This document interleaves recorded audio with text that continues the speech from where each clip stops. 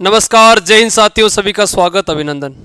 Study exam academy के इस digital platform पर एक बार सभी मित्रों का हार्दिक स्वागत और अभिनंदन रहेगा भाई। आज हम एनसीईआरटी और आरबीएसई कक्षा 6 से 12 की जनरल साइंस के बारे में अध्ययन करेंगे।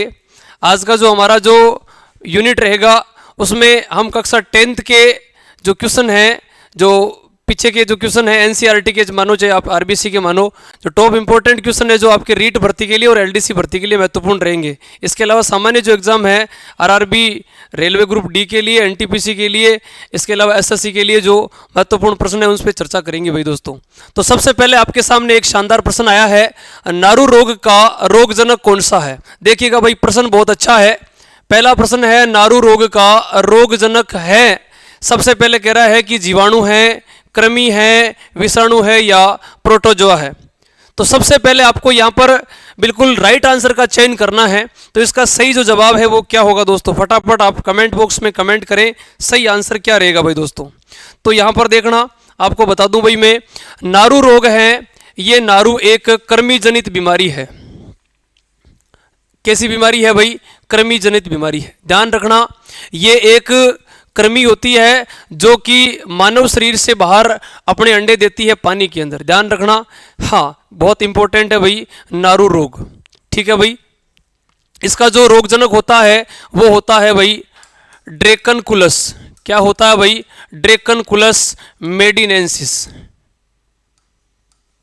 ड्रैकनकुलस मेडिनेंसिस नाम का इसका क्या होता है दोस्तों, कृमि। आपको इस कृमि का नाम ध्यान रखना है। सवाल सीधा आ जाए नारू रोग का रोगजनक कौन सा है, तो आप क्या बताएंगे?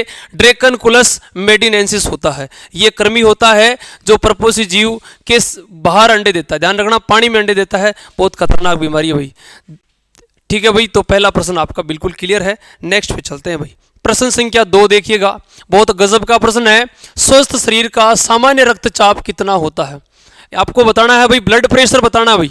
सामान्य शरीर की बीपी बतानी है, ब्लड प्रेशर क्या होता है। एक सामान्य नॉर्मल व्यक्ति का ब्लड प्रेशर, ध्यान रखना, उच्चतम होता है 120 और निम्नतम होता है 80। तो इस प्रश्न का जो करेक्ट आंसर रहेगा वो ए ऑप्शन ही रहेगा भाई। तो ध्यान रखना, यहां इसको हम ऐसे बोल सकते हैं, उच्चतम ये आपका रहेगा भाई उच्चतम, और ये रहेगा आपका भाई निम्नतम रहेगा। ठीक है दोस्तों, ध्यान रखना, इसको हम बोल सकते हैं प्रकुंचन दाब। कैसा दाब बोलेंगे भाई? प्रकुंचन दाब बोलेंगे। क्या बोलेंगे? प्रकुंचन दाब बोलेंगे। और ये होगा भाई अनुशीतलन दाब। अनुशीतलन दाब, अनुशीतलन दाब। ठीक है, तो ध्यान रखना, स्वस्थ शरीर का सामान्य रक्तचाप है वो कितना होता है। तो क्या आंसर सही रहेगा भाई इसका? A option is the correct answer. बिल्कुल वीडियो पसंद आ रहा है, प्रश्न अच्छे लग रहे हैं तो एक बार सेशन को शेयर जरूर करना दोस्तों। बिल्कुल अगला देखिए, प्रश्न संख्या 3, बहुत गजब का प्रश्न है। तंबाकू किस कुल का पादप है? तंबाकू किस कुल का पादप है? देखो, तंबाकू के अंदर एक विशेष पदार्थ होता है जिसको हम एल्केलॉइड बोलते हैं। तंबाकू में पाया जाने वाला जो एल्केलॉइड होता है, तो ध्यान रखना, उस एल्केलॉइड का नाम है भाई, हाँ, निकोटीन। क्या नाम है? निकोटीन नाम है। आपने सुना होगा चिलम के अंदर, बीड़ी के अंदर, है ना, ये जो आपकी मिराज वगैरह होती है सब के अंदर क्या होता है? निकोटीन होता है। ध्यान रखना, ये विशेष तंबाकू का क्या होता है भाई? एल्केलॉइड होता है। ठीक है, एल्केलॉइड कह सकते हैं या हम इसको कह सकते हैं उत्तेजक पदार्थ। कैसा पदार्थ कह सकते हैं? उत्तेजक पदार्थ कह सकते हैं। ध्यान रखना भाई, तो ध्यान रखना यहाँ पर कौन से कुल का पादप है। यहाँ पर 4 कुल दे रखे हैं, मालवेसी, लिलिएसी, सोलेनेसी और फेबेसी। तो ये जो तंबाकू है ये आपके सोलेनेसी कुल का पौधा है। कौन से कुल का पौधा है? सोलेनेसी कुल का पौधा है। हाँ, ध्यान रखना, तोबे को बोलते हैं इसको इंग्लिश में, तंबाकू इंपॉर्टेंट रहेगा भाई। तो याद रखना यहाँ पर कौन सा कुल है, तो आपका सही जवाब है वो कौन सा हो जाएगा भाई? सोलेनेसी हो जाएगा। ठीक है, चलते हैं नेक्स्ट प्रश्न की ओर। देखिएगा भाई, प्रश्न संख्या 4 आ गया भाई, बहुत गजब का प्रश्न है। मदिरा का मुख्य घटक है। मदिरा मतलब शराब की बात कर रहे हैं। शराब के लिए विशेष आपको बताना है कि इसका मुख्य घटक कौन सा है। देखो, शराब में भी 2 प्रकार की होती है। एक शराब तो होती है भाई आपके जहरीली शराब। कैसी शराब? जहरीली शराब। जहरीली शराब जिसको हम क्या बोलते हैं भाई? मेथेनॉल बोलते हैं। क्या बोलते हैं भाई? ये होता है आपका मेथेनॉल, जबकि ये होता है आपका एथेनॉल। क्या होता है भाई? एथेनॉल। तो आपको बिल्कुल यहाँ पर 4 ऑप्शन में देखना है कि कौन सा यहाँ पर मेथेनॉल है और कौन सा यहाँ पर एथेनॉल है। तो सही जवाब यहाँ पर क्या होगा? देखिएगा भाई, प्रश्न बहुत गजब का है। C2H5OH देखो सबसे पहले हमें पता करना है कि ये जो एल्कोहल समूह है, देखो यहाँ पर OH लगा है, इसका मतलब एल्कोहल है, यहाँ भी OH है, यहाँ भी COOH है, ये ओइक एसिड, इसका मतलब ये तो होगा ही नहीं और ये भी नहीं होगा। अब ऑप्शन आपके सामने दो है, तो सही आंसर क्या रहेगा? C2H5। एक कार्बन वाला मेथ होता है और दो वाला एथ होता है, तो ये तो कौन सा होगा आपका? एथेनॉल। क्या हो जाएगा भाई? तो ध्यान रखना ये तो होगा आपका एथेनॉल, जबकि ये यहाँ पर ये CH3OH है, ये आपका मेथेनॉल है। तो जो सही जवाब रहेगा वो आपका ए ऑप्शन रहेगा।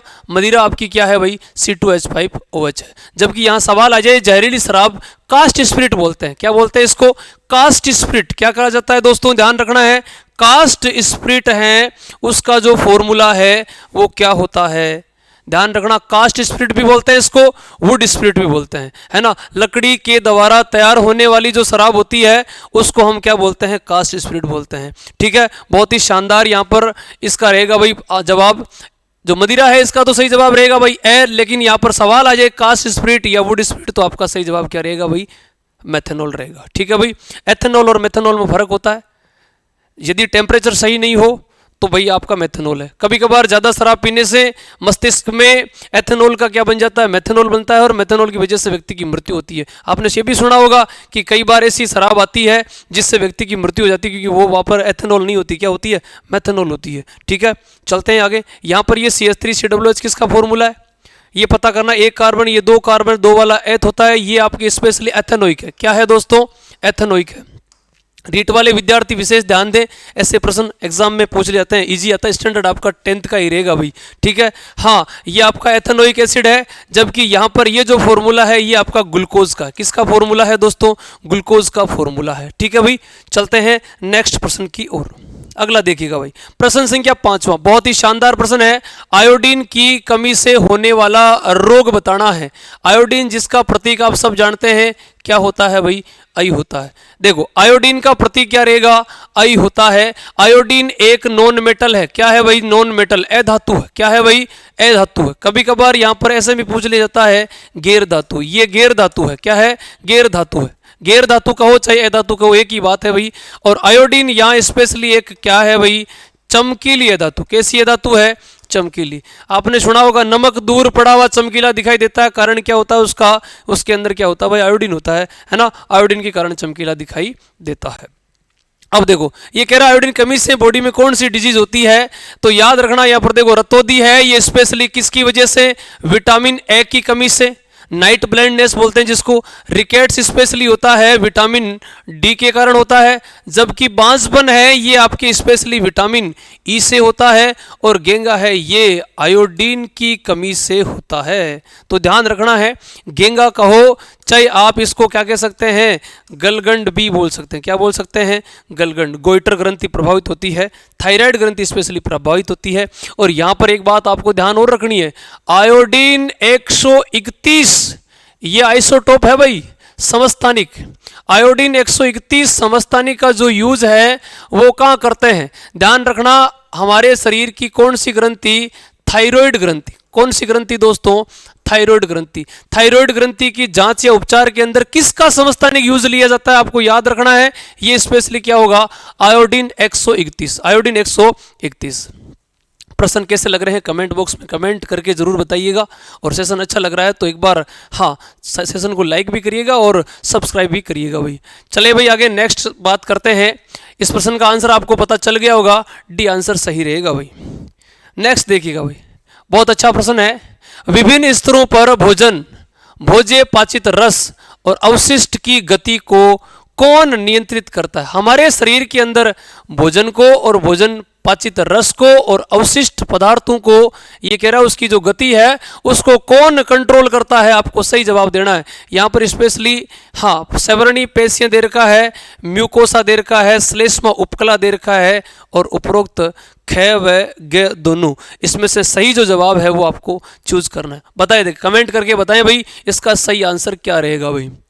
देखिएगा प्रश्न बहुत अच्छा है। भोजन पाचित रस और अवशिष्ट के लिए स्पेशली हमारी बॉडी में एक स्पेशली पेशियां होती है जिनको क्या कहते हैं, सवर्णी पेशियां। कौन सी पेशियां होती है, सवर्णी पेशियां।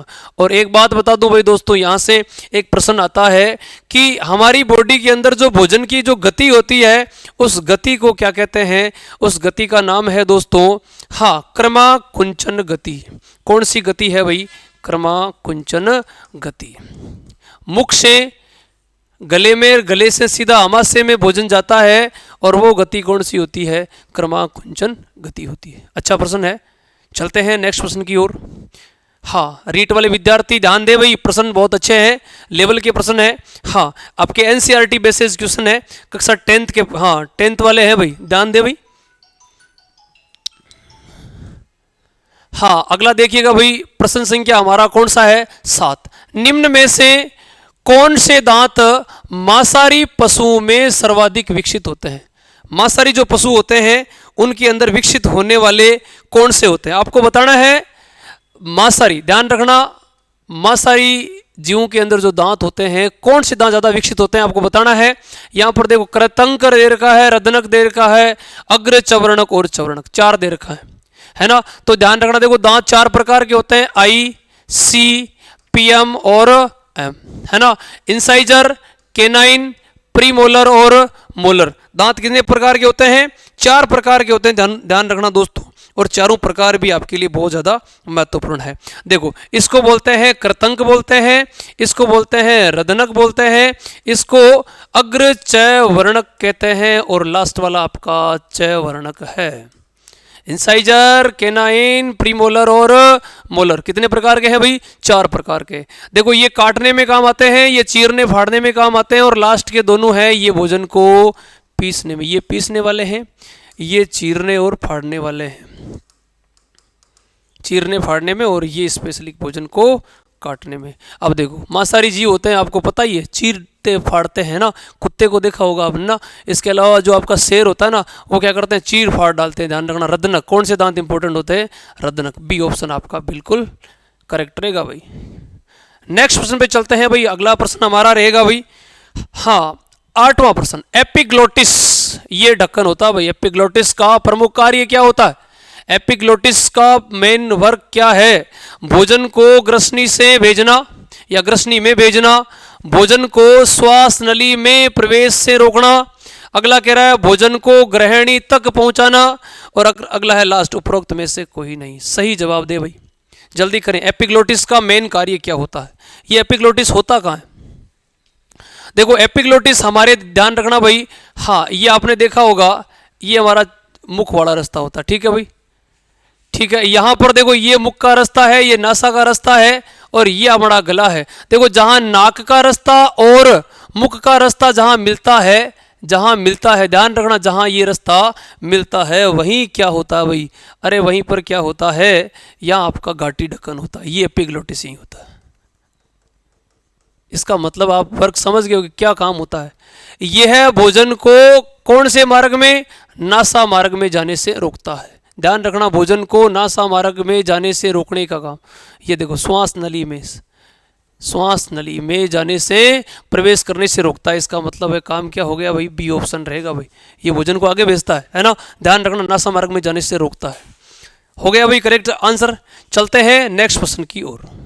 अगला देखिएगा भाई, प्रश्न संख्या 9 क्या कह रहा है, यह कह रहा है एंजाइमों द्वारा सर्वाधिक भोजन पाचन की क्रिया यहां संपन्न की जाती है। कोई भी एंजाइम होता है, हाँ यह है भाई, ध्यान रखना, एंजाइम कहाँ ज्यादा सक्रिय होते हैं, कहाँ ज्यादा सक्रिय होते हैं, अग्र शुद्रांतर के अंदर, शुद्रांतर में, ग्रहणी में और वृदांतर में। देखो ध्यान रखना है, सबसे पहले भोजन आमाशय के बाद कहाँ आता है, छोटी आंत में आता है। जैसे ही भोजन छोटी आंत में आएगा ना, छोटी आंत के पार्ट होते हैं दोस्तों 3, कितने पार्ट होते हैं भाई, 3 पार्ट होते हैं। पहला पार्ट होता है कौन सा, ग्रहणी, पहला कौन सा होता है, ग्रहणी। दूसरा पार्ट होता है मध्यांतर, क्या होता है भाई, मध्यांतर। और तीसरा जो लास्ट पार्ट होता है उसको बोलते हैं शेषांत्र, क्या बोला जाता है, शेषांत्र बोलते हैं। हाँ देखिएगा भाई, यहां पर सबसे पहला कौन सा, ग्रहणी, दूसरा कौन सा, मध्यांतर, तीसरा कौन सा है, शेषांत्र। ये आपका जो ग्रहणी जो भाग होता है, यहां पर आयरन का अवशोषण होता है, इसके अलावा ये देखो यहाँ एक लाइन लिखी है, सर्वाधिक भोजन का पाचन की क्रिया कहाँ संपन्न होती है, तो ये भी कहाँ होती है भाई, आपके ग्रहणी में। सबसे ज़्यादा कहाँ होता है अवशोषण, ग्रहणी में होता है। और यहाँ पर इसका जवाब है वो आपका सी ऑप्शन रहेगा, ग्रहणी। ठीक है दोस्तों, चलते हैं आगे नेक्स्ट प्रश्न की ओर। अगला देखिए प्रश्न संख्या 10वां। गजब का प्रश्न है भाई दोस्तों, निम्न में से कौन लार ग्रंथि नहीं है, हमें बताना है लार ग्रंथि नहीं है। देखो आपके सामने, आपको पता रहनी चाहिए लार ग्रंथियां कुल कितनी होती है। हमारी बॉडी में कुल 3 जोड़ी होती, कितनी जोड़ी होती है भाई, 3 जोड़ी होती है। अब 3 जोड़ी होती कौन कौन सी है, ये पता रहना चाहिए। पहली कौन सी है, अधोजीवा। कौन सी होती है भाई, अधोजीवा। नंबर 2 होती है अधोहनु, और नंबर 3 पे होती है पेरोटिड। पेरोटिड देखो, सबलिंगुअल बोलते हैं इसको, सब मैंडिबुल बोलते हैं, और इसको बोलता है पेरोटिड। ध्यान रखना दोस्तों, पहला कौन सा है अधोजीवा, दूसरा अधोहनु, तीसरा पेरोटिड। तीनों में से सबसे बड़ी कौन सी होती है, यह भी पता करना। सबसे बड़ी लार ग्रंथि कौन सी है, पेरोटिड है। ये अपने जीभ के नीचे होती है, जबकि ये आपकी जाड़ में होती है, और ये लास्ट वाली है आपके दोनों कानों के नीचे होती है। ध्यान रखना, सांप के अंदर जहर का जो काम करती है पेरोटिड ही होती है, सबसे बड़ी लार ग्रंथि। ध्यान रखना, इसकी संख्या भी 2 है, इसकी भी 2 है, इसकी भी 2। इसका मतलब संख्या में तो कितनी है, 6 है, और जोड़ी बताएंगे तो कितनी होगी, 3 जोड़ी हो जाएगी। ये कह रहा है लार ग्रंथि नहीं है। देखो नाम मैंने लिखा कर्णपूर्व। देखो पेरोटिड को क्या बोलते हैं, कर्णपूर्व बोलते हैं। अधोजंब, ये ध्यान रखना, ये अधोजंब है, और ये अधोजीवा होगी। तो अधोजीवा जीभ के नीचे, अधोजंब जाड़ में होती है, और तीसरी कर्णपूर्व कान के जस्ट नीचे होती है। इसका मतलब है आपका आंसर क्या होगा भाई, पीयूष ग्रंथि हो जाएगा। पीयूष ग्रंथि पिट्यूटरी जो ग्लैंड होती है आपके ब्रेन में होती है। ध्यान रखना, मानव शरीर की सबसे छोटी एंडोक्राइन ग्लैंड है भाई, सबसे छोटी ग्रंथि, सबसे छोटी एंडोक्राइन ग्लैंड है। कौन सी ग्रंथि है भाई, एंडोक्राइन ग्लैंड है। ठीक है भाई, ध्यान रखना, आकृति मटर के दाने के समान 0.6 ग्राम वजन होता है इसका। ठीक है भाई, हाँ, मानव शरीर की मास्टर ग्रंथि इसको बोला जाता है। तो आपका आंसर होगा भाई ये डी ऑप्शन हो जाएगा भाई। चलते हैं आगे, अगला प्रश्न देखिएगा भाई।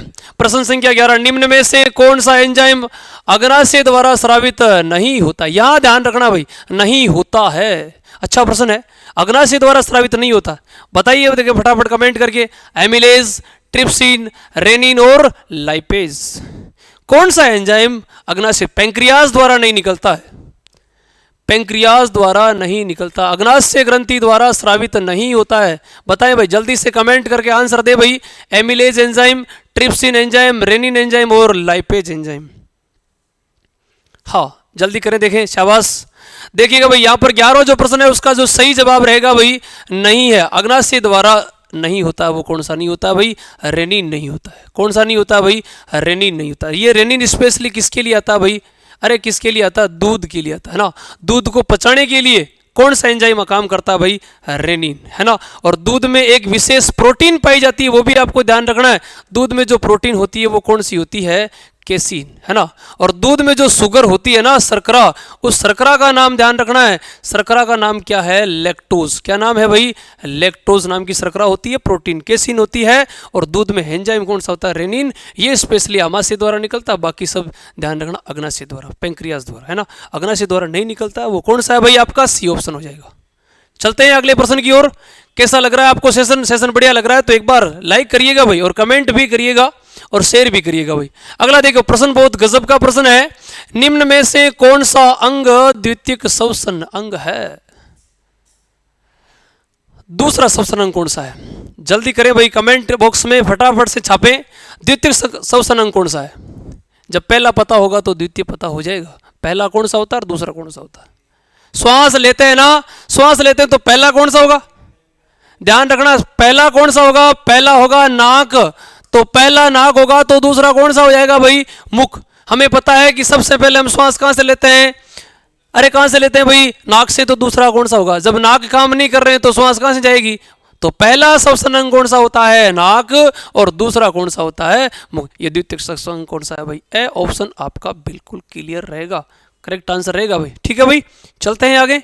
हाँ देखो, यहां पर आपको पता चल रहा होगा, ये नासिका है, नासा ग्रसनी है, और ये स्वर यंत्र, स्वर यंत्र को बोलते हैं एडम सेपल। एडम सेपल कंठमणि मनुष्य के, मानव नर के अंदर बड़ी होती है और मानव मादा में छोटी होती है, जिसके कारण पुरुषों की आवाज भारी होती है और महिलाओं की आवाज है वो बिल्कुल पतली और तिखी होती, ध्यान रखना। ये स्पेशली स्वर यंत्र एडम सेपल है। क्या है भाई? एडम सेपल कंठमणि। चलते हैं आगे, प्रश्न संख्या देखिएगा 14। ये देखो बहुत गजब का प्रश्न है। एल्वियोलाई में क्या पाई जाती है? पहले तो ये पता होना चाहिए कि एल्वियोलाई क्या है, एल्वियोलाई होती क्या है, कहाँ पाई जाती है। एल्वियोलाई ध्यान रखना ये पाई जाती है हमारे लंग्स में। कहाँ पाई जाती है? लंग्स अर्थात फेफड़ों में। अरे कहाँ पाई जाती है? फेफड़ों में पाई जाती है। ये देखो यहाँ पर हमें बताना है, ये पहला कह रहा है सल की उपकला, उपकला और उपास्थि छल्ले उपरोक्त में से कोई नहीं है। एल्वियोलाई में क्या पाई जाती है? हाँ ये बताना, जल्दी करें भाई, कमेंट बॉक्स में छापे, जल्दी से छाप दो, देखें कितने विद्यार्थी आंसर दे पाते हैं।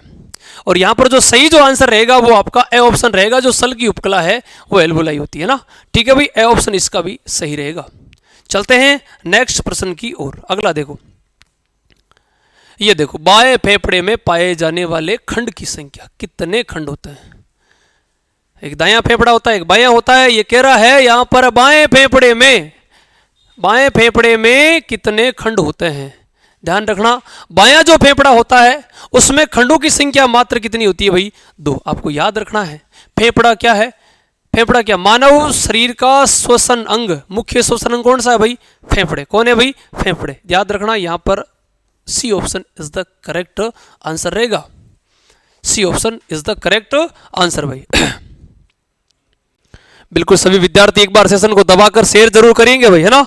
हाँ चलिए भाई, प्रश्न संख्या 15 बहुत गजब का प्रश्न है। रुधिर का द्रव्य भाग क्या कहलाता है?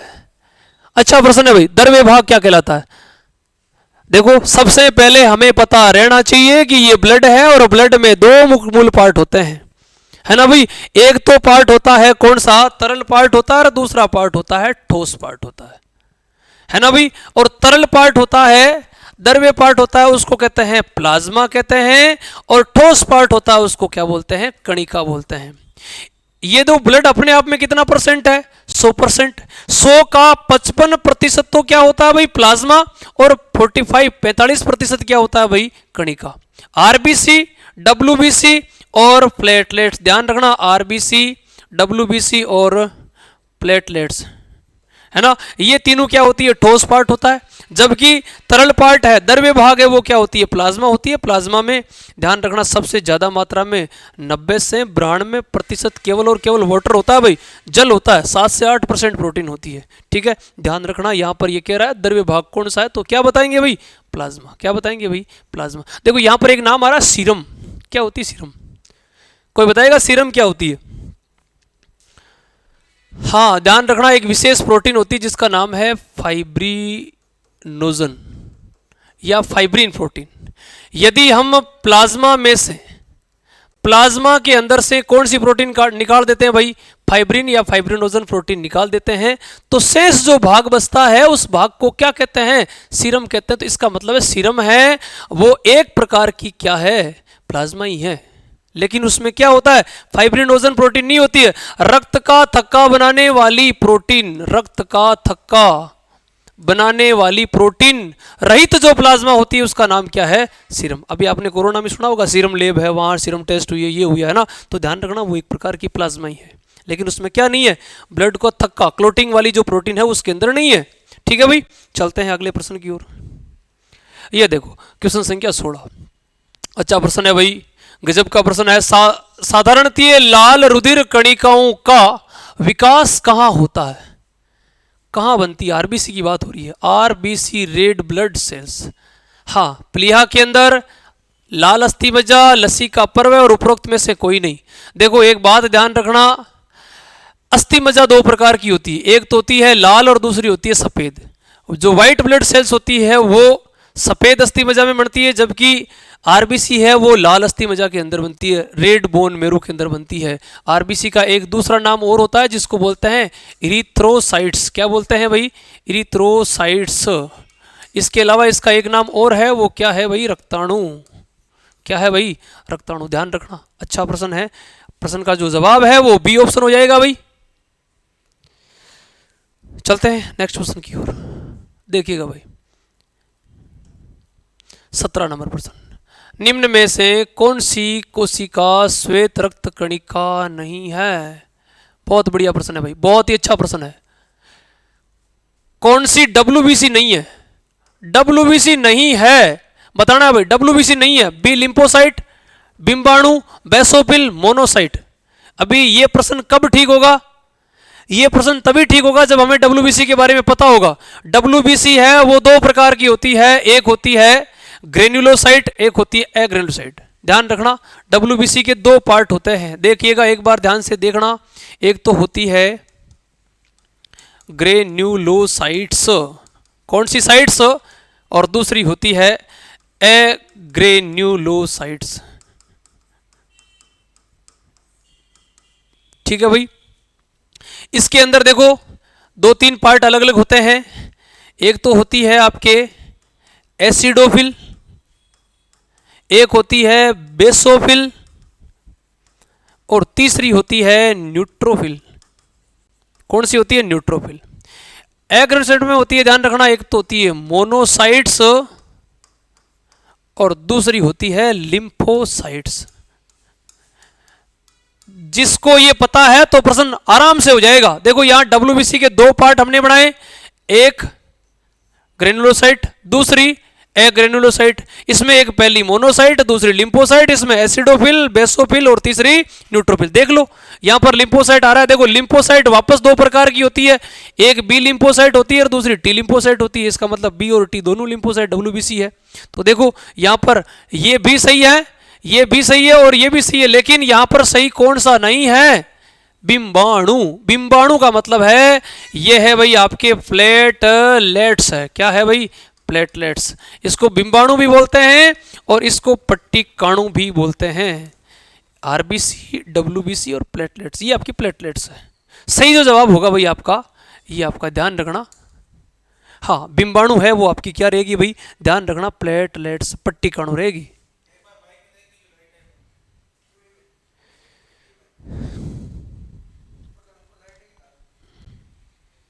बिल्कुल मेरी आवाज बरोबर प्रॉपर आ रही है भाई? हाँ बिल्कुल। देखिएगा भाई, नेक्स्ट बात करते हैं आगे। प्रश्न का आंसर देखिएगा, बी ऑप्शन आपका करेक्ट रहेगा। नेक्स्ट पे बात करते हैं। देखिएगा भाई, अगला प्रश्न बहुत गजब का प्रश्न है, बहुत शानदार प्रश्न है। किस ब्लड ग्रुप में देखो लाल रक्त कणिकाओं पर ए और बी दोनों ही प्रतिजन, प्रतिजन का मतलब है ये कह रहा है ये दोनों ही क्या है? एंटीजन। एंटीजन क्या है भाई? एक होता है एंटीजन और एक होती है एंटीबॉडी, जिसको बोलते हैं प्रतिरक्षी। ये देखो प्रतिजन हमेशा एंटीजन है वो ब्लड ग्रुप के समान प्रकार का होता है। एंटीजन हमेशा हमारे शरीर में एक तो एंटीजन ए होती है और एक एंटीजन बी होती है ना, वो ब्लड ग्रुप के अकॉर्डिंग होती है। ये कह रहा है कि RBC उन पर ए और बी दोनों प्रतिजन उपस्थित हो तो वो ब्लड ग्रुप बताना है कौन सा होगा भाई। देखो यहां पर सीधा नहीं दिया है उसने, थोड़ा सा हाँ अपने को गेस करना है क्या सही होगा। एक ऐसा ब्लड ग्रुप है ए ब्लड ग्रुप में हमेशा एंटीजन होती है ए, बी ब्लड ग्रुप होता है तो एंटीजन होती है बी। जिसका ब्लड ग्रुप ए और बी दोनों है उसमें एंटीजन ए बी दोनों होता है। ध्यान रखना, ओ ब्लड ग्रुप में एंटीजन नहीं होता है। अब एंटीजन तो हो गया, ये देखो एक बार थोड़ा सा डायग्राम देखना भाई पूरा। देखो ये है आपका एंटीजन और ये होता है एंटीबॉडी। एंटीजन और एंटीबॉडी हमेशा हमारे ब्लड में अलग होते हैं। जिसका ब्लड ग्रुप ए है, देखो ए एंटीजन है, लेकिन एंटीबॉडी क्या होती है? बी। जिसका बी है उसमें एंटीबॉडी ए है, जिसका ए बी दोनों उसमें एंटीबॉडी नहीं होती है। ओ वाले में एंटीबॉडी ए भी होता है और बी भी होता है। तो ऐसा प्रश्न एक बार पटवार के अंदर पूछा गया था भाई। हाँ, प्रश्न क्या था कि ऐसा कौन सा ब्लड ग्रुप है जिसमें दोनों प्रकार की एंटीजन पाई जाती है, तो वो एंटीजन कौन सी है? देखो दोनों प्रकार की एंटीजन ए और बी दोनों है ना, तो यहां अपने को ध्यान रखना है वो ब्लड ग्रुप कौन सा है? ए बी हो गया। और यही पूछ रहा है ए और बी दोनों प्रतिजन होते हैं, दोनों प्रतिजन किस पे हो गए भाई? ए बी पे होंगे, तो आंसर क्या होगा? ए बी हो जाएगा। ठीक है भाई। हाँ, सर्वग्राही ब्लड ग्रुप होता है ए बी। ध्यान रखना, ए बी में भी ए बी होता है वो नेगेटिव होता है, वो होता है या पॉजिटिव होता है? अपने को ध्यान रखना, ए बी पॉजिटिव होता है ना, उसको क्या कहते हैं दोस्तों? ये कहलाता है सर्वग्राही। जबकि ओ में कौन सा? ओ नेगेटिव, और ओ नेगेटिव होता है वो सर्वदाता होता है ना। ओ में ओ पॉजिटिव नेगेटिव दो होते हैं, लेकिन नेगेटिव वाला वो ध्यान रखना। और यहां पर ए बी में ए बी पॉजिटिव। सीधा प्रश्न आए पॉजिटिव नेगेटिव नहीं आए तो ए बी लिखना वो आपके ग्राही में और ओ लिखना आपके दाता के अंदर। ठीक है। यूनिवर्सल रिसीवर और यूनिवर्सल डोनर, ध्यान रखना भाई, ठीक है। अगला देखना 19वां प्रश्न, गजब का प्रश्न है। परिसंचरण के दौरान रक्त हृदय से कितनी बार गुजरता है? ये देखो हमारा छोटा सा दिल है भाई, ये देखो ये छोटा सा दिल है, हृदय हमारा क्या है भाई, ये हमारा छोटा सा हृदय है। इस हृदय के अंदर 4 कोष्ठ होते हैं। कितने कोष्ठ होते हैं? 4 कोष्ठ होते हैं, 4 चैम्बर होते हैं। ये आपका ऊपर 2 आलिंद होते हैं, है ना, और नीचे 2 नीले होते हैं, है ना। तो ध्यान रखना सबसे पहले हमारी बॉडी से, हाँ ध्यान रखना सबसे पहले CO2 आएगी कहाँ, ये देखो ये वाला पार्ट है सबसे पहले, ये आपका राइट वाला पार्ट है, ये आपका लेफ्ट वाला पार्ट है, ठीक है ना। यहाँ से पहले CO2 वाला ब्लड आएगा, फिर एक बार इधर निकलेगा नीचे, फिर वापस यहाँ से वो जाएगा कहाँ, फेफड़ों को जाएगा। फेफड़ों के बाद वो ब्लड कहाँ जाएगा, वापस लेफ्ट वाले पार्ट में जाएगा, फिर इधर निकलेगा, फिर यहाँ से सीधा बॉडी को जाएगा। तो अपने को ध्यान ये रखना है कि एक बार बॉडी से हार्ट में जाएगा और हार्ट में कितने चक्कर लगाने के पश्चात वापस बॉडी में जाएगा। देखो पहले एक बार एक चक्कर बाएं पार्ट से निकलेगा, फिर दोबारा फेफड़े से जाने के बाद वापस दूसरे पार्ट से आएगा, फिर बॉडी में जाएगा। इसका मतलब है एक बार देखो यहाँ से आ रहा है CO2, ये भी CO2 वाला है, CO2 यहाँ से फेफड़ों से CO2 बाहर निकल जाती है और O2 बॉडी के अंदर आ जाती है, फिर O2 वाला यहाँ जाता है और ये O2 वाला डायरेक्ट कहाँ जाएगा भाई, सीधा धमनियों के माध्यम से बॉडी में जाएगा। इसका मतलब है एक बार शरीर में जाने से पहले हृदय से कितने चक्कर लगाता है, 2 चक्कर लगाता है, एक बार शुद्ध और दूसरी बार अशुद्ध। हृदय के बाएं भाग में शुद्ध होता है और दाएं भाग में अशुद्ध होता है। ध्यान रखना हृदय के दाएं भाग में अशुद्ध होता है और बाएं भाग में शुद्ध रुधिर बहता है। ये बातें आपको ध्यान रखनी है। ये कह रहा है कितने चक्कर लगाता है, तो बताना भाई कितने चक्कर लगाता है, 2 चक्कर लगाता है, सही आंसर हो जाएगा। चलिए आगे नेक्स्ट प्रश्न, थोड़ा स्पीड से चले भाई। मनुष्य मुख्य रूप से किसका उत्सर्जन करता है? हाँ ये बताना, अमोनिया का, यूरिक एसिड का, यूरिया का और क व ग दोनों का। मानव का मुख्य उत्सर्जी अंग का यदि नाम पूछ ले तो अपने को क्या बताना है, वो होता है हमारा वृक्क, किडनी, ये होती है आपकी किडनी, ठीक है। अब देखो एक बात ध्यान रखना, एक महत्वपूर्ण बात है वो आपको ध्यान रखना होगा। यहां देखो वृक्क द्वारा निकलती है क्या, यूरिया, क्या निकलती है, यूरिया निकलती है। ध्यान रखना यूरिया सबसे पहले किसने तैयार करी थी, यूरिया तैयार करने वाला वैज्ञानिक का नाम है वॉलर। यूरिया पहला कृत्रिम कार्बनिक यौगिक है। कौन सा यौगिक है भाई, कृत्रिम कार्बनिक यौगिक। सवाल आएगा ना पहला कृत्रिम कार्बनिक यौगिक कौन सा है, तो आपका आंसर होगा यूरिया। यूरिया में नाइट्रोजन की मात्रा होती है 46.67%। ध्यान रखना यूरिया का फॉर्मूला यदि पूछ ले तो अगले को बताना NH2CONH2 एमिनो मेथेनेमाइड। ध्यान रखना एमिनो मेथेनेमाइड NH2CONH2 यूरिया, ये फॉर्मूला होगा, कृत्रिम कार्बनिक यौगिक है। यूरिया कहाँ से निकलती है, किडनी से निकलती है। सवाल है यूरिया बनती कहाँ है, तो अपने को बताना यूरिया का निर्माण हमारे शरीर में होता है कहाँ, लीवर में होता है। कहाँ होता है, लीवर। अरे लीवर को यकृत भी कहते हैं और लीवर को जिगर भी कहते हैं। क्या कहते हैं, जिगर। और जिगर को कलेजा भी कहते हैं। क्या कहते हैं, ये आपको नाम ध्यान रखना है। कलेजा कहो, जिगर कहो, लीवर कहो, यकृत कहो, एक ही बात है, ये सब नाम सेम ही है। और इसका जो सही जवाब होगा ना भैया वो आपका कौन सा रहेगा, C option is the correct answer. C option is the correct answer. चलते हैं अगले प्रश्न की ओर। ये देखो फिर आ गया नया प्रश्न, ग्लोमेरुलस पाया जाता है। बहुत अच्छा प्रश्न है। ग्लोमेरुलस कहाँ पाया जाता है, बोमेन संपुट में पाया जाता है, वृक्क नलिकाओं में पाया जाता है, हेनले के लूप में पाया जाता है, उपरोक्त में। अभी किसी को पता है या नहीं ये हमें पता रखना है। सबसे पहले हम देखते हैं ये एक पैलेनुमा संरचना होती है, उसमें यहाँ पर हाँ इस प्रकार की एक संरचना होती है भाई, ठीक है। फिर यहाँ पर एक इस प्रकार की संरचना होती है,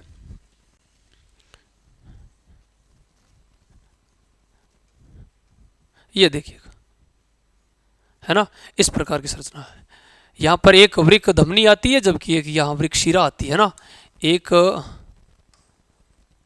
वृक्क शिरा है जबकि एक वृक्क धमनी है। ये यहाँ पर पैलेनुमा आपको संरचना दिख रही है ना, इस पैलेनुमा संरचना को क्या कहते हैं, बोमेन संपुट। क्या बोलते हैं, बोमेन संपुट कहा जाता है। और यहाँ पर कोशिकाओं का क्या होता है, गुच्छा होता है, उस गुच्छे को कहते हैं ग्लोमेरुलस। क्या कहते हैं भाई दोस्तों, ग्लोमेरुलस बोलते हैं। तो ये कह रहा है ग्लोमेरुलस कहाँ पाया जाता है, कहाँ पाया जाएगा भाई, बोमन संपुट के अंदर ये पैलिनुमा संरचना होती है। ये स्पेशली यहाँ पर जो डायग्राम मैंने बनाया है ये नेफ्रॉन का है, और नेफ्रॉन किसका पार्ट है, ये आपके वृक्क का किसका पार्ट है भाई, किडनी में नेफ्रॉन होते हैं, या किडनी की इकाई नेफ्रॉन होती है, और नेफ्रॉन के अंदर क्या होता है, बोमन संपुट, और बोमन संपुट के अंदर वाले पार्ट में यहाँ पर क्या होता है, ग्लोमेरुलस होता है। तो आपका आंसर क्या हो जाएगा भाई, A option is the correct answer. ठीक है भाई, 21वें प्रश्न का आंसर आपका ए रहेगा। ठीक है, नेक्स्ट प्रश्न की ओर चलते हैं। देखिएगा भाई, बहुत गजब का प्रश्न है। जितने भी नर हैं, जब इस वीडियो को देख रहे हैं, सभी नर बताएं कि नर लिंग हार्मोन कौन सा है। जल्दी से कमेंट आने दे भाई फटाफट से। मानव नर लिंग हार्मोन कौन सा है, एस्ट्रोजन, प्रोजेस्टेरोन, टेस्टोस्टेरोन और खेवक है दोनों, जल्दी करें भाई। यहां पर मानव नर लिंग हार्मोन बताने हैं, दो होते हैं। कितने होते हैं भाई, दो होते हैं। कौन कौन से होते हैं, पहला आपको बताना है, पहला तो कौन सा होता है, टेस्टोस्टेरोन। पहला तो कौन सा होता है, टेस्टोस्टेरोन, और दूसरा कौन सा होता है, एंड्रोजन। क्या होता है भाई, एंड्रोजन। यहां देखो नाम लिखा है एस्ट्रोजन, ये एस्ट्रोजन, प्रोजेस्टेरोन, और तीसरा होता है रिलैक्सिन। कौन सा होता है भाई, ध्यान रखना दोस्तों, बहुत महत्वपूर्ण है। देखो एस्ट्रोजन, प्रोजेस्टेरोन और रिलैक्सिन, ये तीनों हार्मोन, ये तो कौन से हार्मोन है भाई, मादा हार्मोन, जबकि टेस्टोस्टेरोन और एंड्रोजन कौन से हार्मोन है, ये नर लिंग हार्मोन है। आपका जो आंसर होगा वो कौन सा होगा, C option is the correct answer, C option is the correct answer हो जाएगा। हाँ, अरे समझ में आ रहा है भाई, हाँ समझ में आ रहा है तो वीडियो को एक बार बिल्कुल शेयर जरूर करना भाई, है ना, सभी विद्यार्थी है बिल्कुल शेयर करना, है ना। हाँ, जल्दी आपको इससे और ज़्यादा बेस्ट मैटर मिलने वाला है। शानदार प्रश्न है, बिल्कुल एनसीईआरटी बेस, कक्षा 10th का standard, REET level, LDC level के जो प्रश्न है, शानदार मैंने अलग से छांट छांट के प्रश्न लिए हैं, है ना भाई। वीडियो पसंद आ रहा है तो एक बार सेशन को दबाकर शेयर जरूर करना भाई, बिल्कुल जितने भी विद्यार्थी जुड़े हुए हैं एक बार सेशन को दबाकर शेयर करें भाई। नेक्स्ट देखिएगा, अच्छा प्रश्न आ रहा है भाई, गजब का प्रश्न है। निम्न में से प्राथमिक लैंगिक अंग है, प्राइमरी, प्राइमरी लैंगिक अंग कौन से होते हैं, ये देखो, ये वृषण कोष, अंडाशय, वृषण, खेवक है दोनों। ये बात भी पता रहनी चाहिए, चाहे वो मानव नर में है चाहे वो मानव मादा में है, दोनों के अंदर आपको बताना है कि प्राइमरी जो सेक्सुअल पार्ट होते हैं वो कौन से होते हैं। जल्दी बताएं, देखें, देखो ये लैंगिक पार्ट दो होते हैं।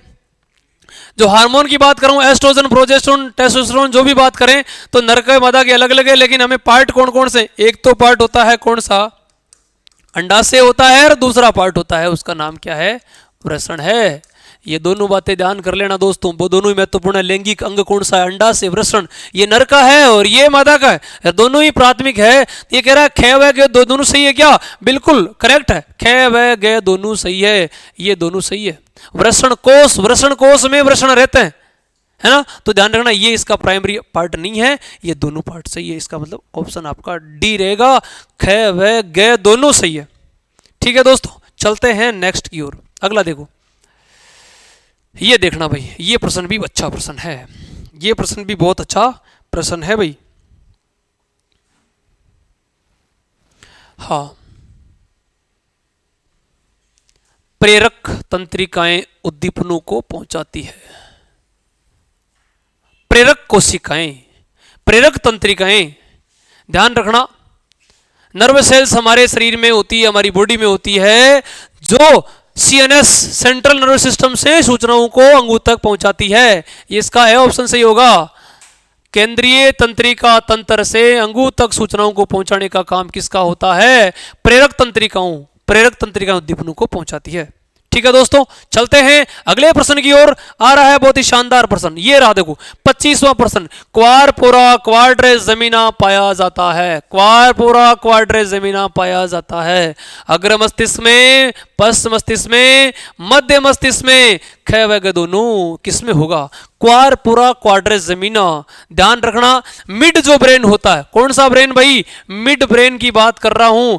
मिड ब्रेन के अंदर दो पार्ट होते हैं, पहला पार्ट तो होता है क्वारपोरा क्वाड्रेस जमीना और दूसरा होता है सेरिब्रल पेंडिकल। अरे दूसरा कौन सा होता है, सेरिब्रल पेंडिकल होता है। ये क्वारपोरा क्वाड्रेस जमीना जो मिड ब्रेन होती है ना, उस मिड ब्रेन में दोस्तों ध्यान रखना इस प्रकार की एक संरचना होती है, उस रचना में अलग अलग चार पार्ट, ऐसे दो पार्ट आगे दो, देखो चार घ्राण पिंड होते हैं, दृक्पालियां होती है, दो पिंड होते हैं, देखने का काम करते हैं, दो पिंड सुनने का काम करते हैं।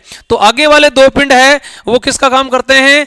देखने का काम करते हैं। पीछे वाले दो पिंड है वो किसका काम करते हैं? सुनने का काम। तो सवाल है दृश्य संबंधी क्रियाएं और श्रवण संबंधी क्रियाएं कहां से होती है, या श्रव्य संबंधी क्रियाएं कहां से होती है? तो अपने को बताना है कि वो है आपका कौन सा? Mid brain. और मिड ब्रेन के अंदर क्वारपोरा क्वाड्रेस सेमिना, अर्थात यहां पर ये किसका भाग होगा? मध्य मस्तिष्क का। बी ऑप्शन नहीं है, C option is the correct answer दोस्तों। हाँ बिल्कुल, वीडियोस पसंद आ रहा है, सेशन बढ़िया लग रहा है तो दबाकर इसको मित्रों शेयर करें भाई। अगला देखो, ये वापस नया प्रश्न आया है। पीयूष ग्रंथि पिट्यूटरी ग्लैंड कौन सा हार्मोन स्रावित नहीं करती है? अभी देखो ये प्रश्न छोटा नहीं है, पूछने वाला विष्णु छोटा, लेकिन हमें पता रहेगा ना उसकी 10 हार्मोन और है पीयूष के। पिट्यूटरी जो ग्लैंड होती है वो आपके देखो यहां पर ब्रेन के अंदर होती है, सभी को पता है ना। हाँ ध्यान रखना भाई, पिट्यूटरी ग्लैंड यहाँ ब्रेन वाले पार्ट में होती है, अग्र मस्तिष्क में होती है। पिट्यूटरी से खूब सारे 10 हार्मोन निकलते हैं। जीएच हार्मोन होता है, प्रोलैक्टिन होता है, ऑक्सीटोसिन होता है, एडीएच होता है ना, GH, LH, ACTH, TSH, MSH, कई प्रकार के हार्मोन होते हैं। ये कह रहा है देखो वृद्धि हार्मोन जिसको बोलते हैं जीएच हार्मोन बोलते हैं, वैसोप्रेसिन होता है वो आपका एडीएच होता है, मेलेटोनिन नाम का हार्मोन होता है, ध्यान रखना। और ये देखो ये प्रोलैक्टिन होता है। तो देखो यहां पर प्रोलैक्टिन है, ये दूध के लिए होता है महिलाओं के अंदर, ये वैसोप्रेसिन भी होता है, ये भी होता है, लेकिन मेलेटोनिन नहीं होता है, मिलेटोनिन नहीं होता। ये पीनियल ग्रंथि कहां से निकलता है दोस्तों? ये हार्मोन निकलता है कौन सी ग्रंथि से? पीनियल जो ग्रंथि होती है, कौन सी ग्रंथि? पीनियल ग्रंथि से निकलने वाला हार्मोन ये आपका मेलेटोनिन है। कौन सा है भाई? मेलेटोनिन है। ठीक है दोस्तों, बिल्कुल एक बार सेशन को दबाकर क्या करना भाई? शेयर जरूर करना भाई, ठीक है। हाँ अगला देखिएगा भाई, नेक्स्ट ये देखो गजब का प्रश्न है। दैनिक लय के नियमन के लिए उत्तरदायी होती है कौन सी ग्रंथि? थायराइड ग्रंथि, अग्नाशय ग्रंथि, अधिवृक्क ग्रंथि और पीनियल ग्रंथि। ध्यान रखना, थायराइड भी यहां पर नहीं है, अग्नाशय भी नहीं है, अधिवृक्क भी नहीं है, कौन सी है? पीनियल है। पीनियल से निकलने वाला हार्मोन कौन सा है? मिलेटोनिन। मेलेटोनिन कौन सा हार्मोन है? मिलेटोनिन। कौन सा हार्मोन है? Melatonin hormone. और ये स्पेशली दैनिक दिनचर्या बनाने का काम करता है। दैनिक लय, दैनिक दिनचर्या, इसको स्पेशली कहते हैं बायोलॉजिकल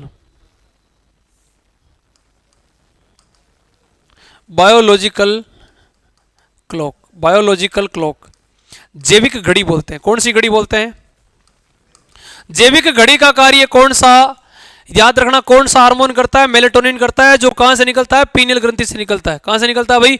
पीनियल से निकलता है। चलते हैं भाई अगले प्रश्न की ओर। गजब का प्रश्न था भाई। अगला देखो, जेनेटिक्स शब्द, ये देखो गजब का प्रश्न आया भाई, बहुत अच्छा प्रश्न है। जेनेटिक्स, आनुवांशिकी शब्द किसने दिया? आनुवांशिकी, आनुवांशिकी शब्द किसने दिया? जेनेटिक्स शब्द किसने दिया? बताएं भाई फटाफट से। मेंडल ने दिया, बेट्सन ने दिया, मॉर्गन ने दिया, पुन्नेट ने दिया, जल्दी बताएं भाई। जेनेटिक्स शब्द है, ये देने वाला वैज्ञानिक कौन था भाई? बेट्सन। अरे कौन था दोस्तों? ध्यान रखना, जेनेटिक्स शब्द है वो किसने दिया था भाई? बेट्सन। और आनुवांशिकी का फादर ऑफ जेनेटिक्स कौन है? आनुवांशिकी का पिता पूछ ले तो कौन है भाई? तो ये आपको बताना है कौन है? मेंडल। मेंडल ने कौन से पौधों पर प्रयोग किया? मटर पौधे पर। मटर का वैज्ञानिक नाम बताना? Pisum sativum. क्या बताना भाई? पाइसम सेटाइवम बताना, है ना। मेंडल ने मटर पौधे को क्यों चुना? कितने जोड़ी? 34 में से 7 जोड़ी को चुना, है ना। उनके बीज की आकृति, बीज चोल की आकृति, है ना, बीज का रंग सब देखकर उन्हें, ध्यान रखना, आनुवांशिकी में पहली बार संकरण प्रयोग किया था। ग्रेगर जॉन मेंडल का जन्म ऑस्ट्रिया के अंदर हुआ था, पादरी थे वही, है ना। ध्यान रखना, बहुत ही शानदार प्रश्न यहाँ से पूछा, हर कंपटीशन में यहाँ से प्रश्न आता है। जेनेटिक्स वाला जो पार्ट है ना, हर बार यहाँ से एक ना एक प्रश्न आया ही हाँ है भाई। ठीक है भाई, नेक्स्ट देखिएगा। रीट वाले विद्यार्थी एक बार पुनः ध्यान दें, ये प्रश्न है वो बिल्कुल इजी नहीं है। ये आपको लग रहा है इजी है, लेकिन इजी नहीं है दोस्तों। ध्यान रखना, प्रश्न बहुत इंपॉर्टेंट है, बहुत ज्यादा महत्वपूर्ण है एग्जाम की दृष्टि से। ये क्वेश्चन बहुत ज्यादा, क्योंकि एनसीईआरटी बेस कोई भी एग्जाम हो वो लगभग एनसीईआरटी या आरबीएसई के अकॉर्डिंग चलता है। राजस्थान गवर्नमेंट, इंडिया गवर्नमेंट जो भी है सिलेबस के अकॉर्डिंग चलती है, जो टॉपिक है उसके अकॉर्डिंग। यहाँ पर जो हमारे जो प्रश्न है वो टॉपिक के अकॉर्डिंग चल रहे हैं, हाँ सिलेबस के अकॉर्डिंग है। ये देखो, मेंडल ने अपने प्रयोग किस पर किए? अभी मैंने बताया मेंडल ने प्रयोग किए कौन से मटर पर? उद्यान मटर पर। किस मटर पर किए?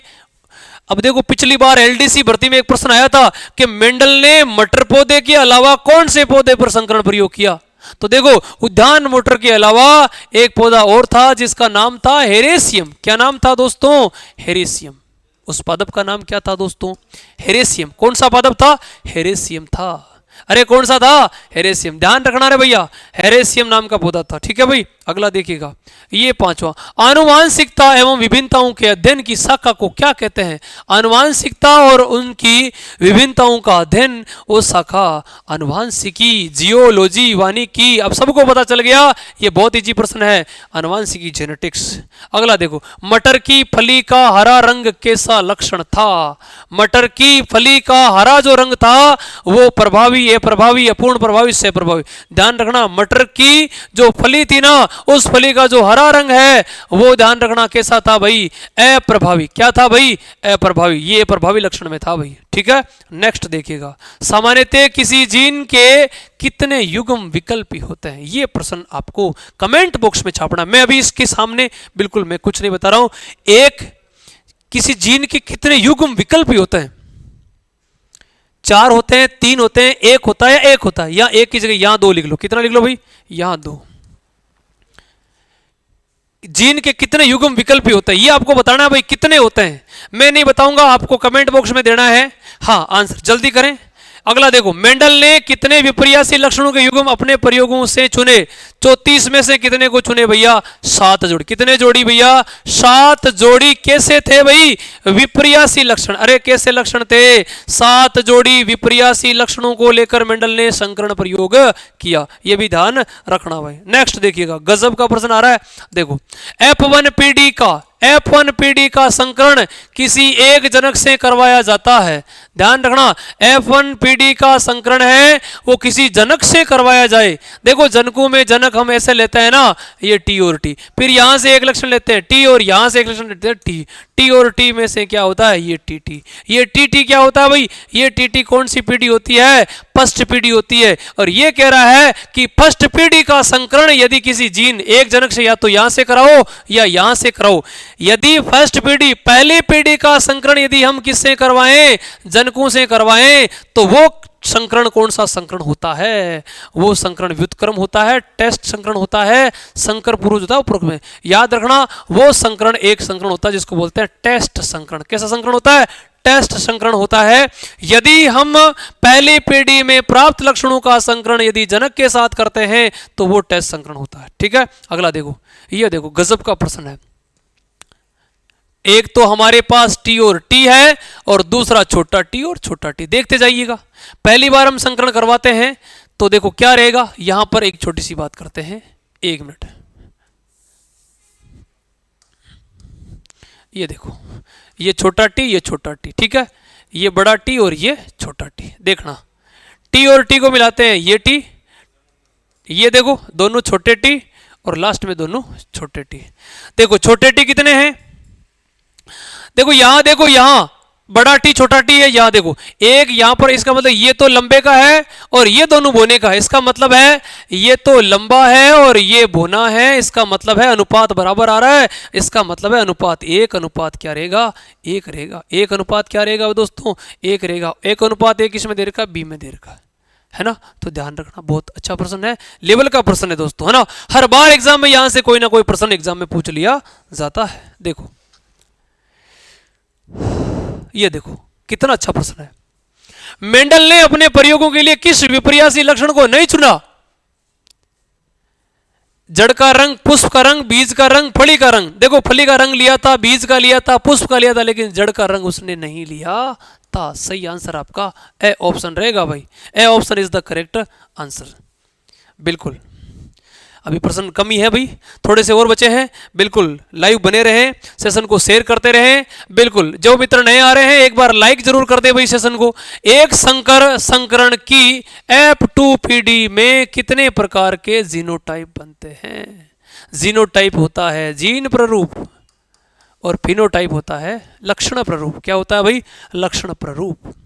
हाँ, कितने प्रकार के जीनोटाइप बनते हैं? 2 3 4 और 9। एक संकर संकरण की F2PD में कितने प्रकार के जीनोटाइप बनते हैं? एक संकर संकरण में आप सभी को पता है एक टी होता है और एक छोटा टी होता है। कौन सा होता है? एक छोटा टी होता है। इनका संकरण करते हैं, ये टी बड़ा एक छोटा है ना, देखते जाइए टी और टी है, ये टी बड़ा छोटा है, फिर बड़ा छोटा है और लास्ट में छोटे छोटे हैं। देखो भाई देखें यहां पर बाहर से दिखने वाले लक्षण कितने हैं? बाहर से लक्षण दिखने वाले 1 2 3 है और 1 है। इसका मतलब है जीनोटाइप यहां पर कितने बनेंगे? तो जीनोटाइप ध्यान रखना, जीनोटाइप मात्र कितने बनेंगे?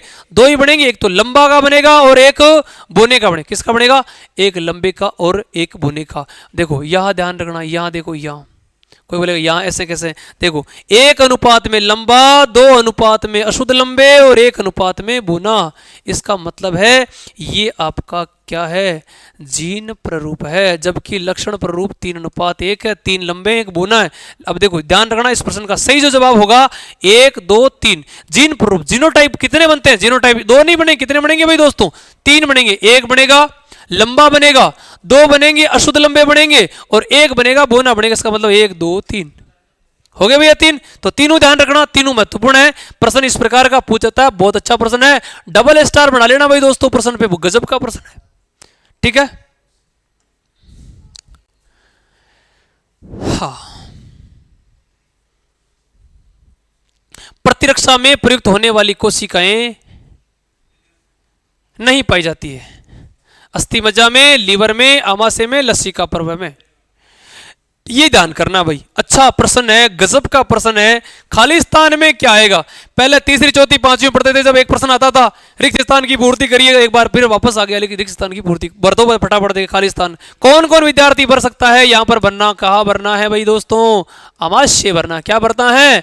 हाँ स्टमक है ना, स्टमक भरना है, आमाशय भरना है। ध्यान रखना यहां पर सही आंसर क्या रहेगा? सी ऑप्शन रहेगा। फिर देखिएगा अगला, देखो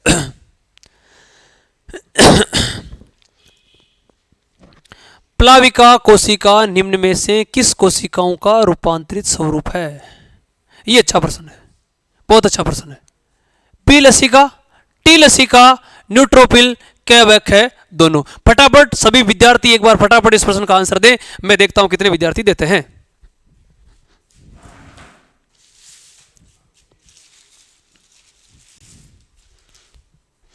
कितने विद्यार्थी आंसर दे, जल्दी जल्दी आंसर दे देंगे, फटाफट देंगे।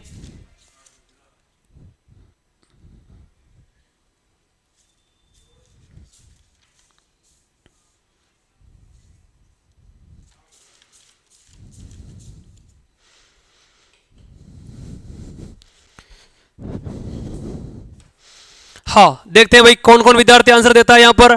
यहां ध्यान देना भाई, ये कह रहा है प्लाविका कोशिका निम्न में से कौन सी कोशिकाओं का रूपांतरित स्वरूप है? तो ये ध्यान रखना बी लसिका। कौन सी लसिका होती है यहां पर? बी जो लसिका होती है, बी लिम्फ सेल्स होती है, वो यहां पर सही आंसर रहेगा। ठीक है दोस्तों, चलते हैं आगे की ओर। नेक्स्ट प्रश्न, एंटीजनी निर्धारक निम्न में से किसमें? एंटीजन के निर्धारक किसमें पाए जाते हैं? प्रतिजन में, आईजीजी, आईजीएम में और प्लाविका में। जल्दी बताएं भाई, ये प्रश्न बहुत गजब का प्रश्न है भाई। और ध्यान रखना एंटीजन के लिए स्पेशली ध्यान रखना क्या आता है भाई? प्रतिजन आता है। तो आज के सेशन के हमारे टॉप महत्वपूर्ण प्रश्न है वो हमने किए हैं। कैसा लगा ये सेशन कमेंट बॉक्स में जरूर करिएगा। हाँ फिर मिलेंगे नेक्स्ट वीडियो, तब तक के लिए जय हिंद, थैंक यू, धन्यवाद।